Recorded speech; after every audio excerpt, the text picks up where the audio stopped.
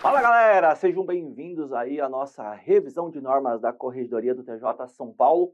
A ideia hoje é trabalhar todos os pontos relevantes aqui do seu edital.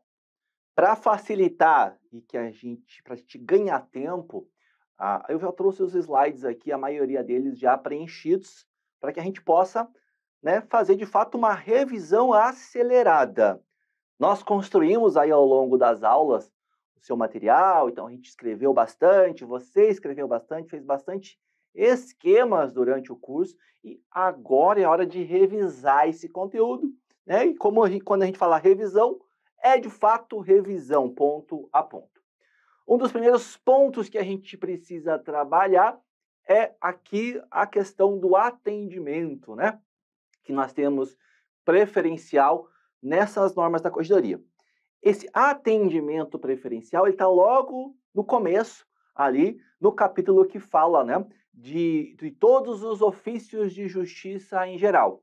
Ou seja, é uma regra que vai ser ali observada por todos os ofícios, todas as unidades judiciárias, independentemente do tipo de serviço que eles prestem, tá bom? Então, é importante. E isso vai trazer, além, na verdade, desse atendimento prioritário, vai trazer regras de funcionamento das varas, regras aí de denominação, cada trabalho que nós temos dentro das unidades, tudo ali esquematizado, organizado ponto a ponto, tá?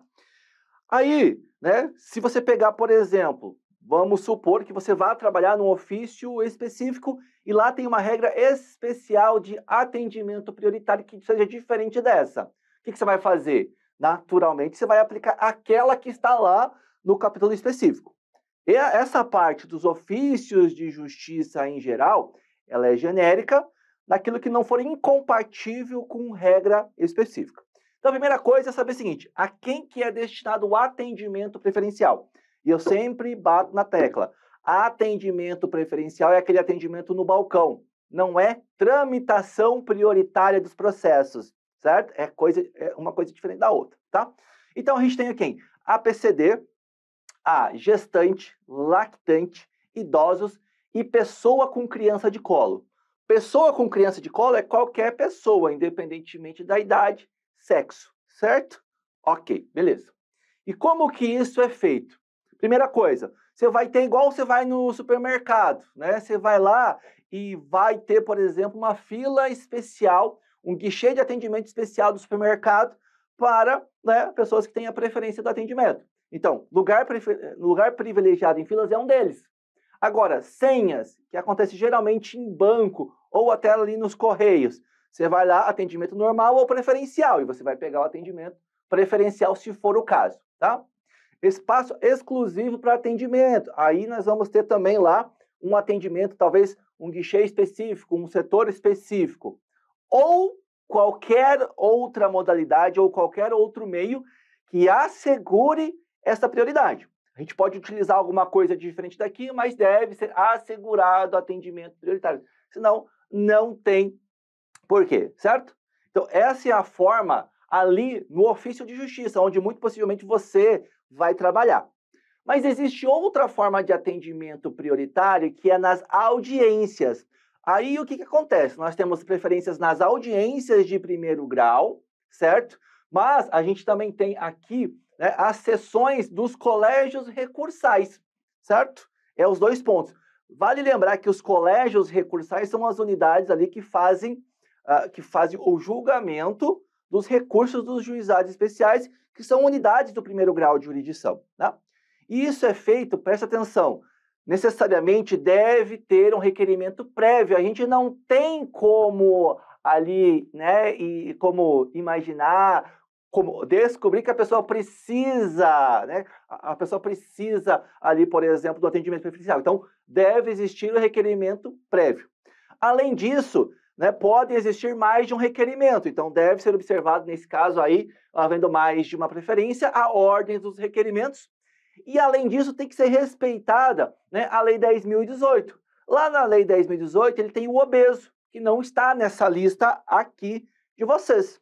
ele está na legislação específica, né? E lá ele fala o idoso é maior de 60 anos, aquele é omisso. E isso é dado a quem? É dado às gestantes e lactantes, né? Seja advogada, pública ou privada, seja ali membro do Ministério Público, né? Promotoras ou procuradoras, ou a pessoa com criança de colo, certo? É dado a preferência para estas duas situações aqui, mediante requerimento prévio. É um ponto que já caiu em prova, então atendimento prioritário você tem que ficar atento aí, que pode estar ali na sua prova novamente, beleza? Ok? Fechou. Aí o outro ponto que a gente precisa falar e já caiu várias vezes, e aí teve também uma mudança recente nesse ponto, é sobre o serviço de distribuição. O serviço de distribuição é aquele em que você recebe o processo, tá, para distribuir equitativamente entre as unidades judiciárias de mesma competência, certo? Esse ofício de justiça, esse serviço de distribuição, ele não vai ter necessariamente em todas as comarcas, tá? Como é que funciona hoje aqui, né, no Brasil? Você chama de comarca de juízo único, é quando tem uma única vara judicial, certo? Ou comarca de juízo múltiplo, é quando você tem várias varas judiciais, tá? Quando você tem várias varas judiciais, vários cartórios, vários ofícios, faz sentido você ter um serviço para distribuir os processos entre eles, certo? Faz sentido. Agora, quando você tem um juízo único, faz sentido você ter um serviço autônomo, específico, com estrutura, com servidor, com custo, para distribuir o processo, sendo que só tem um ofício de justiça? Não faz sentido. E aí vai funcionar dessa forma, como você está vendo em tela aqui, né? Nós temos aqui, quando for juízo múltiplo, várias unidades judiciais, nós teremos aí uma seção de distribuição judicial. Teremos esse serviço. A esse serviço ele vai fazer os trabalhos aqui de distribuição, partidoria e arquivo geral. Arquivo geral. Legal? Aqui é importante notar que, eu não sei se foi 2021 ou 2023, que teve uma mudança. Antes, dizia que ele fazia o serviço de contadoria. Não faz mais, tá? Toma cuidado com essa observação. Aí nas comarcas de juízo único, certo? Que são aquelas em que só tem uma unidade judiciária, não tem um serviço de distribuição de processos, tá? Compete a ele próprio. A ele próprio quem? Ao ofício de justiça, os serviços de distribuição e os serviços de partidoria. E o arquivo geral? As normas não mencionam, tá? As normas não mencionam. Fechado? Importante anotação também de assunto que já caiu em prova. Outro ponto que você tem que ficar bastante atento é o sistema informatizado. A gente chama de SIL. Logo que você entrar, e aí é uma brincadeira para você lembrar, tá? Logo que você entrar no TJ de São Paulo, você vai ter que entrar no SIL. Esse SIL é onde você vai movimentar o processo, onde você vai ter toda a movimentação processual ali do tribunal. Você vai fazer um treinamento com os demais colegas, né? E aí você vai todo dia entrar no SIL para fazer o trabalho. Ou seja, é um assunto que vai estar todo dia na sua cara. É um assunto grande candidato para estar na prova também. Qual que é o sistema informatizado oficial? É o SAGE-PG. Ele serve para registro, documentação, tramitação e armazenamento, né, de documentos e peças processuais, administrativas e judiciais, certo? Boa. Então, ali que você vai fazer a maioria do controle. Mas também existe uma forma física ainda para alguns pontos. Essa forma física de controle ela pode ser feita em livros ou classificadores, né? Tudo isso, tanto o meio digital quanto o meio aqui físico, ele serve para a preservação de informações, de feitos, de movimentação processual, o controle para segurar segurança de informação, localização, andamento, para gerar estatística. Então, tudo isso é necessário para que nós tenhamos informações críveis e tempestivas dentro do processo judicial. Você não tem ideia como é importante. Eu fiquei ali 12, 13 anos praticamente dentro do judiciário, e aqui é um verdadeiro frenesi no ofício quando você não encontra um processo, ou informações, ou um documento de um processo. Cadê? Quem recebeu? E aí o escrivão já, né, gruda no pescoço de quem era responsável, que tem que se virar, achar esse documento. Então é uma coisa também bacana para você saber. Aí dentro do processo, cada processo vai funcionar o seguinte, né? Cada processo tem a numeração única do processo, que é um número que vai regular, é um número único no Brasil, no mundo, que está na Via Láctea sobre este número de processo aqui. Só ele que tem essa identificação. Nós seguimos, todos os tribunais seguem aí uma tabela unificada, uma tabela do CNJ. Então todos devem observar. O que vai mudando praticamente é ali o tipo de ofício, o ano e o tribunal. Qual é o poder judiciário? Né? O final ali sempre vai ser praticamente o mesmo do TJ específico, e aí vai mudando os números iniciais. Tá? Só que, além dessa numeração única de processos, o sistema atribui uma numeração interna. Veja, ele não tira a numeração única, mantém lá, ele adiciona um número interno, né? Essa numeração interna, ela é para a divisão interna de trabalho dos escreventes, dos oficiais de justiça, dos juízes, tá? Dos juízes, é tudo importante, né? Você ter nota sobre esse ponto aí. Legal? Bacana, bem importante a gente ter isso em mente sem pestanejar, tá? É bem importante mesmo, tá? Fechado? Vamos lá? Como é que você vai acessar o SIL, né? O Sistema Informatizado? Então, tá? Isso é bem, tá, importante. Nós temos regras de acesso, tá? Temos regras de acesso. Essas regras de acesso, elas são estabelecidas não pelo juiz, não pelo presidente, não pelo pleno. É definido pela Corregedoria Geral da Justiça, junto com a Secretaria de Tecnologia e Informação do TJ. Né? Você vai receber as credenciais de acesso, senha e login, e aí, né, você não pode, naturalmente, ceder a sua senha e nem permitir o uso por terceiros, né, que é a regra básica que nós temos de uso de senha. Tá? E isso é feito um controle bastante rígido. Quando você ingressar, vamos dizer que você entrou ali na terceira vara criminal de Taubaté. Aí, beleza, você vai lá, o escrevente vai comunicar à STI que você está trabalhando lá e você precisa das credenciais de acesso. Beleza, aí você vai receber. Se porventura depois você pedir exoneração ou for modificado de unidade, agora você foi para segunda vara civil de Taubaté, por exemplo, você mudou a área de atuação. Então, o escrivão de onde você sai vai comunicar a alteração e de onde você está indo também vai pedir ali a autenticação, tá? A autenticação, não, as suas credenciais de acesso.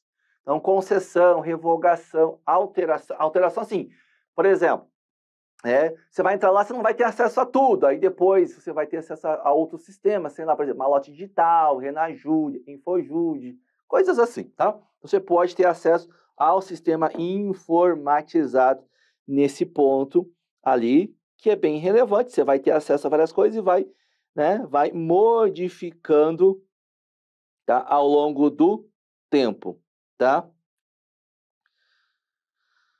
Fechado?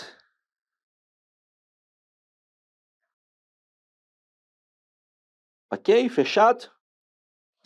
Aí o outro ponto, né, que esse sistema informatizado tem aqui de importante é sobre aqui os níveis de criticidade, que é definido pela corregedoria, tá? A corregedoria, ela define níveis de criticidade. Isso é o quê? Então, sei lá, escrevente tem acesso a até tal coisa. A partir dali só o escrivão, a partir dali só o assessor do juiz, depois só o juiz. Entendeu? Isso é níveis de acesso. Por quê? Porque você, como eu disse, não vai ter acesso a tudo. Aí tem uma outra coisa que é importante. Cara, fiz cagada, fiz um negócio aqui, xinguei o advogado ou a parte, Na minha certidão eu quero excluir. Tá, é possível excluir. Só que tudo isso, né, fica o log, fica o registro do acesso, o registro da informação, o registro da inclusão, inclusive, da exclusão.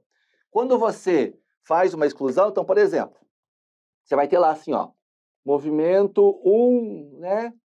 Movimento 2, é tudo numerado. Aí quando você exclui o documento, ele vai fazer assim, ele vai passar uma taxa em cima e vai ficar aqui, tá? Vai ficar ali dizendo que é um documento que foi excluído, tá? Então aqui é o ponto para vocês. Boa? Fica tudo registrado e é vinculado ao login. E isso é feito, né? Isso é feito, aliás, tá? Pelo escrivão, ele faz uma auditoria semanal e, havendo irregularidades, ele comunica à corregedoria, tá? É o ponto que ele vai fazer, tá? Professor, quais são os níveis de acesso, os níveis de criticidade? Não está no edital, você não precisa se preocupar, beleza? É ali relevante também você focar naquilo que está só no edital. Inserção de dados diz referência às informações que você vai lançar no sistema. Aqui, naturalmente, você vai lançar as informações de forma mais abrangente possível. Tudo que acontece no mundo físico tem que ser registrado no mundo digital. Né? O cara veio aqui e pediu isso. Certifica junta. O cara veio, eu liguei para o cara hoje, ele falou que era para ligar, que não podia falar hoje, era para ligar amanhã. Certifica que você ligou a tal hora e a parte disse que não podia falar amanhã. Já levei puxão de orelha da escrevente, enfim, eu ia levando puxão de orelha, né? É que eu sou, assim, muito prático, mas enfim, erro meu, né? Aí, Thiago, você tinha que ter feito isso. Eu liguei já, tô, né, não sei o que, eu só não certifiquei ainda. Tô certificando, tá? Ih, esqueci de certificar, mas eu já faço. Pô, eu me ligava em casa às vezes. Depois eu faço. Enfim, né? Eu tenho essa explicação. Mas veja, é a mais abrangente possível. E essa questão de inserção de dados, né? Ela, inclusive, tem que ser feita na qualificação das partes. A qualificação, ela ocorre basicamente em 2 momentos. Na petição inicial, o autor ele vai se qualificar totalmente, tá? Só que nem sempre ele tem as informações do réu. Ele tem, às vezes, o nome, o endereço, não tem ali um CPF, não tem um RG. Aí, o que acontece? Quando essa parte ela é citada, ela vai responder à acusação, ela precisa se qualificar também, né? E aí, como é que funciona isso na prática? A petição inicial, ela vai para onde? A petição inicial, ela é, né, peticionada lá no distribuidor, né? A primeira manifestação da parte do requerido, ela não vai para o distribuidor, ela vai para o ofício de justiça diretamente, né? Ou seja, quem é que vai ter que cuidar, verificar na primeira manifestação, quando a gente tiver ali, né, a defesa, é o ofício de justiça que vai ter que cadastrar isso aí. Endereços, e eu fazia muito disso, né? Fazia muito mesmo. Colocar endereço, telefone, às vezes outros dados de qualificação, né? Sempre tem isso aí. Eu já até contei a história para vocês lá, quando eu fui citar uma pessoa na delegacia, estava presa, ninguém sabia quem era, aí eu falei, porra, não sei o quê, ele tem uma tatuagem assim. Aí o cara, porra, o Pei da Pinga, aí era o apelido dele. Aí, porra, ele foi lá, aí eu coloquei isso na certidão. Ó, e ele é conhecido pelo apelido de Pei da Pinga. Pô, pode estar lá, é apelido. Então a gente tem que colocar ali para facilitar a vida da galera, tá? Então essa qualificação ela vai ocorrer nesses pontos aqui, tá? Aí, tá? Aí olha só. Próximo ponto vai ter aqui o que você tem que qualificar.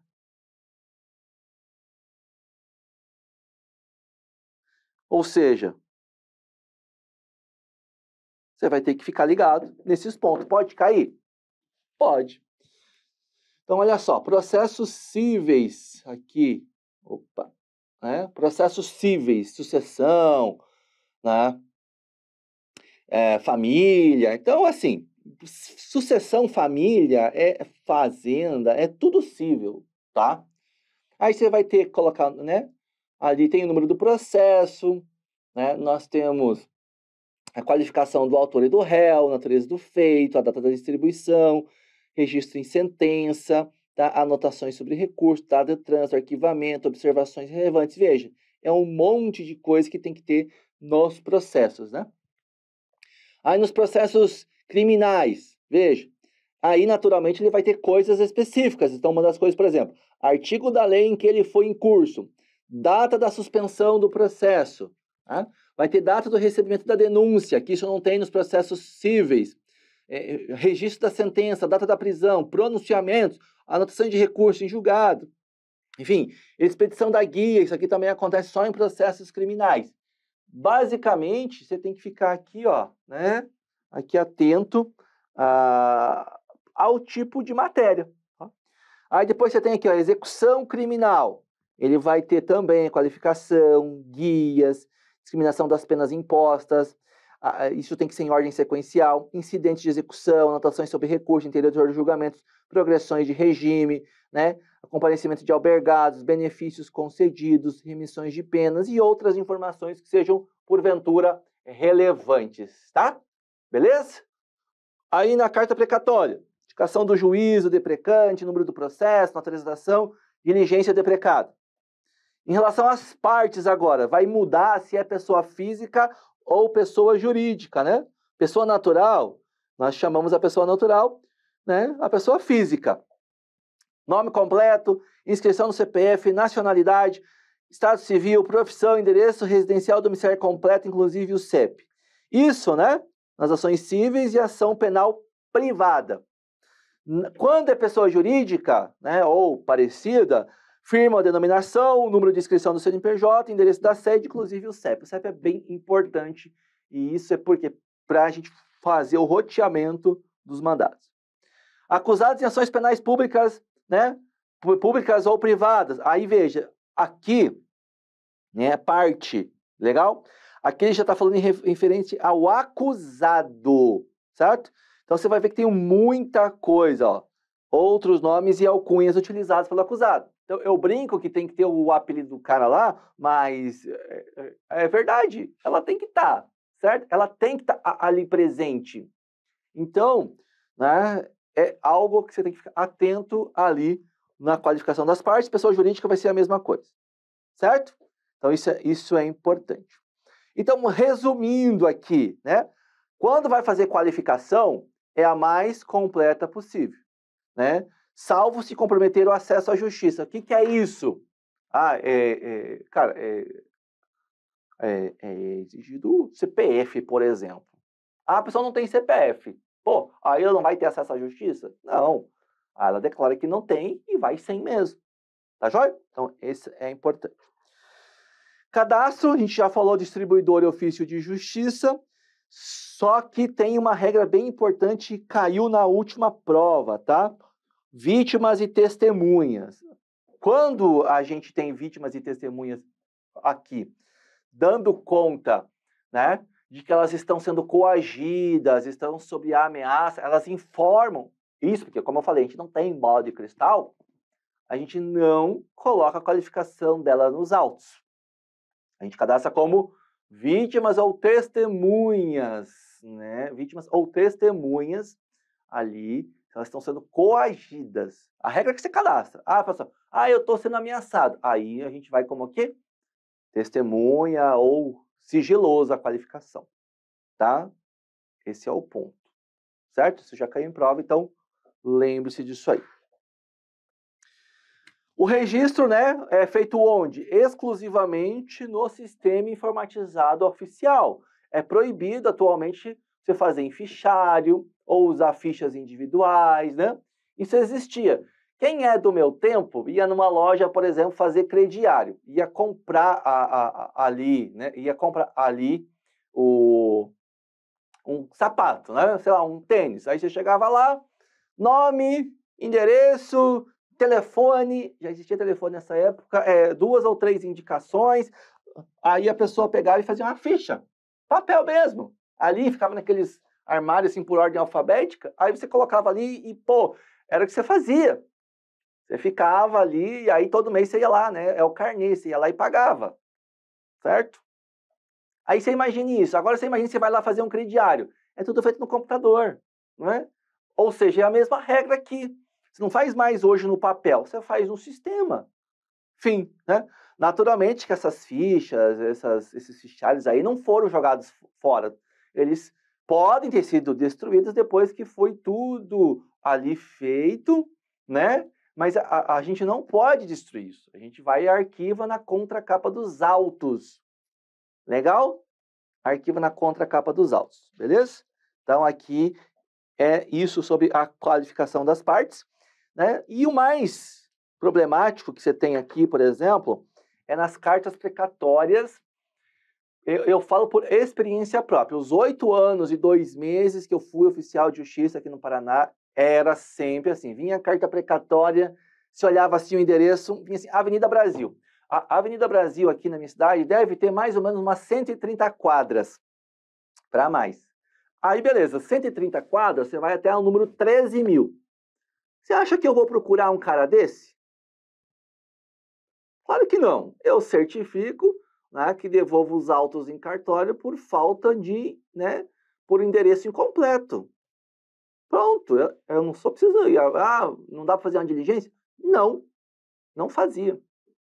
Muitas vezes você chegava lá, às vezes processo muito antigo, e, pô, às vezes a pessoa ficou eles descobriram que um dia o cara morou aqui na cidade, aí mandava a precatória.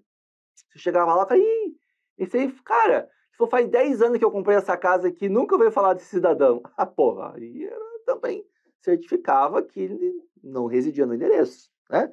Seguindo todo o protocolo, falando com os vizinhos e tal, pô, era assim que funcionava, né? Mas, enfim, aqui você tem que fazer a qualificação também, né? Então, vamos lá? Né? Então, segue a mesma regra do processo comum, isso é relevante, ou seja, as mesmas regras se for cíveis ou se for criminal. Só que tem informações adicionais, por quê? Porque você tem que colocar o deprecante, o nome das partes, a natureza da ação e a diligência. A carta precatória é o seguinte, ela sai daqui de uma cidade e vai para outra, tá? Aí o que acontece? Essa aqui cumpriu, o que ela vai fazer? Ela vai devolver a carta precatória para cá, certo? Ela vai devolver e acabou, ela vai cumprir a carta precatória, vem para cá, ó, é uma diligência. O que é? É citar a pessoa para responder a acusação em 10 dias mediante advogado. Pronto, é isso aí que você vai fazer. Você cumpriu? Devolve. Então tem o deprecante, que é a origem, e o deprecado, que é você, né? Aí, naturalmente, vai ter ali tudo registrado no sistema também. É um processo aqui para nós, certo? Questão de entrega dos autos físicos. A gente tem que registrar no sistema informatizado, né? Aí a pessoa vai lá para retirar esses processos e fica 1 mês para a retirada de cópias ou certidão. O que é isso? Quando já está no arquivo, a gente precisa, às vezes eles querem informações de um processo antigo. Pô, um processo, uma vez a gente se bateu para achar um processo, se não me engano, de 1978. Aí, cara, a primeira vara criminal, cara, pô, deu trabalho, viu? Pô, deu trabalho, vocês não têm ideia. Tava mais ou menos organizado, mas tinha dado um acidente lá, tinha os armários tinha quebrado, então caiu metade do arquivo no chão, misturou pasta, misturou processo. Cara, porra, coitado do estagiário que ficou lá, tá? Então foi foda. Aí fica 1 mês disponível ali para que ele possa, né? Também a pessoa possa fazer essa. Se não vir, devolve. Retificação de dados, né? Isso aqui também já caiu em prova. Quando a gente muda aqui, tá? Os dados, então vamos lá, ó. Vamos fazer um exemplo. Vamos pegar fala um nome aí, sei lá. Vamos pegar aqui o Frodo. Frodo, malandro, roubou lá umas joias, né? Aí ele tem processo na primeira vara criminal, ele tem na terceira vara criminal, aí ele tem na primeira vara criminal, né, de outra comarca, aí ele tem processo na segunda vara criminal de outra comarca ainda. Aqui, beleza. Aí o oficial de justiça aqui, nosso, ele fez a diligência e, olha, aqui estava dizendo que o endereço dele era Rua da Esmeralda, número 580. Mas eu cheguei lá, ele se mudou. Aí eu falei com os vizinhos, isso está lá na certidão, e ele falou, ele trabalha na tal empresa, a empresa ali, né, sei lá, Mordor Siderúrgica. Aí ele foi para lá e encontrou o cara lá. Citou o cara, pegou o endereço residencial. Aí ele certifica um novo endereço. Quando eu faço isso, tá? Isso aqui, esse novo endereço, ele só vai constar aqui para o nosso processo, tá? A gente tem que ir no sistema, quando a gente recebe na secretaria, e atualizar o endereço do cara, tá? Isso só vai atualizar para o meu ofício de justiça, não vai impactar nos outros. Mas não é besteira? É. Em ponto, é. Mas ó, eu já achei muito processo mesmo. O cara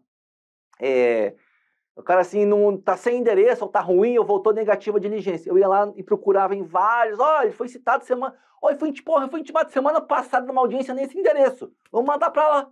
Mandava pro oficial e o cara encontrava ele lá. É por isso.